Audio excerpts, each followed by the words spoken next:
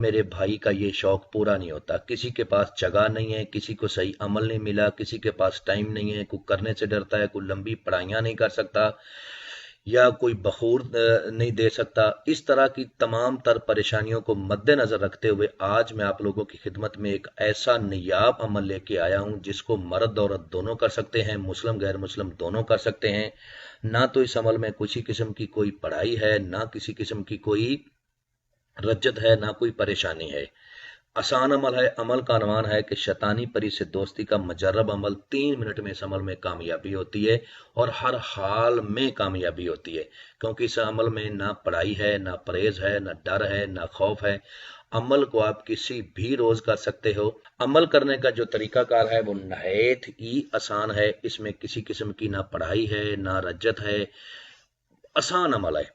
बस आपने एक लाल रंग की मार्कर का बंदोबस्त करना है। लाल रंग की मार्कर के साथ आपने एक तवीज लिखना है। उस तवीज को लिखने के बाद जिस तरह बताया जाएगा उसी तरह करना है। 100% हाजिरी होगी।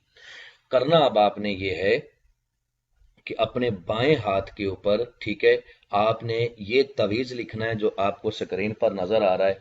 इस तवीज को आपने लाल रंग से लिखना है। ये बात याद रख लें कि लाल रंग से ये तवीज लिखना है।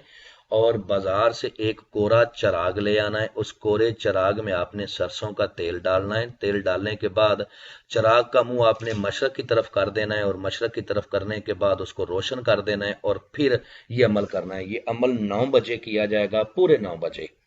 जिस भी कंट्री में आप हैं, जिस कंट्री में आप हैं उस कंट्री के 9 बजे आपने ये अमल करना है।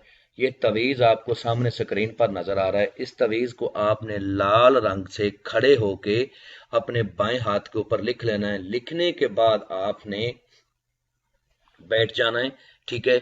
जिस चारपाई पे या जमीन पर या जिस जगह भी आपने सोना है सो जाएं, लेकिन जिस कमरे में आप अमल कर रहे हो उस कमरे में आप अकेले हों, तनहा हों, कोई दूसरा शख्स ना हो। खुशबू के लिए कोई अगरबत्ती का आप इस्तेमाल कर लें, कोई भी अगरबत्ती जला लें, ठीक है।